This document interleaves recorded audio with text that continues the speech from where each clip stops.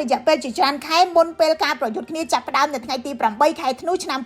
2025ប្រទេសថៃបានអះអាងម្ដងហើយម្ដងទៀតថាទីហ៊ានរបស់ខ្លួនបានជន់មីនដែលទៅនឹងដាក់ថ្មីតាមបណ្ដោយព្រំដែនកម្ពុជាត្រឹមមួយអាទិត្យនៅក្នុងខែវិច្ឆិកាថៃអះអាងថាទីហ៊ានរបស់ខ្លួនដើរជន់មីន2ដងហើយមុននឹងទៀតជន់ស្ទើរតែរាល់ខែទីក្រុងបាងកកចោទថាមីនទាំងនោះត្រូវកម្ពុជាដាំបង្កប់ដោយចេតនានិងបានយកវាធ្វើជាហេតុផលដើម្បីផ្អាកកិច្ចព្រមព្រៀងសន្តិភាពជាអ្វីដែលកម្ពុជាបានបដិសេធជាបន្តបន្ទាប់ក៏ប៉ុន្តែនៅពេលដែលការប្រយុទ្ធគ្នាទ្រង់ទ្រាយធំបានផ្ទុះឡើងនៅក្នុងខែធ្នូដែលថៃបានពង្រាយរថពាសដែកនិងបង្កើនទ័ពថ្មើរជើងយ៉ាងច្រើនឆ្លងកាត់ខេត្តនានាដើម្បីចូលវាយប្រហារកម្ពុជា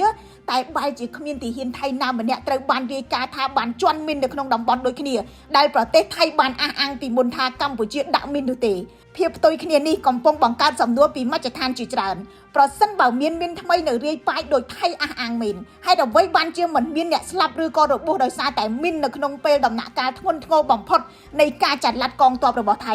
អ្នកវិភាគក្នុងស្រុកដែល News Today បានជជែកជាមួយលើកឡើងថាប្រទេសថៃបានប្រើអំណះអំណាងឯកតោភាគីដោយគ្មានការផ្ទៀងផ្ទាត់ឯករាជ្យពីករណីជន់មីនដើម្បីបង្កើតលេសឈ្លានពានកម្ពុជាអ្នកជំនាញសកម្មភាពមីនក៏បានចង្អុលបង្ហាញពីភាពមិនស៊ីគ្នានៅក្នុងរូបភាពដែលប្រទេសថៃបានចេញផ្សាយដោយកត់សម្គាល់ពីកង្វះភស្តុតាងច្បាស់លាស់ថាមីនទាំងនោះត្រូវបានដាក់ថ្មីដោយកងកម្លាំងកម្ពុជា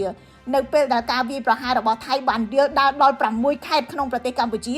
អវត្តមាននៃអ្នកស្លាប់និងរបួសដោយសារមីនក្នុងអំឡុងពេលប្រយុទ្ធគ្នាយ៉ាងសកម្មបែបនេះគឺផ្ទុយស្រឡះពីការអះអាងមុនថៃបើកការវាយប្រហារលើកម្ពុជាការនេះបង្កើតសំណួរកាន់តែស៊ីជម្រៅអំពីសង្គ្រាមព័ត៌មានហេតុផលនយោបាយនិងរឿងនិទានដែលថៃប្រើដើម្បីបង្ហាញពីភាពត្រឹមត្រូវនៃការចាត់សកម្មភាពយោធាយ៉ាងសាហាវមកលើកម្ពុជាក្រុមអ្នកវិភាគនិយាយថាករណីបែបនេះគួរតែមានការស្រាវជ្រាវជាលក្ខណៈអន្តរជាតិដើម្បីទាមទារឲ្យមានការទទួលខុសត្រូវនិងទប់ស្កាត់ការឈ្លានពានបែបនេះមកលើកម្ពុជានិងប្រទេសដទៃទៀតនាពេលអនាគតខ្ញុំរស់សុធាពី News Today NTTV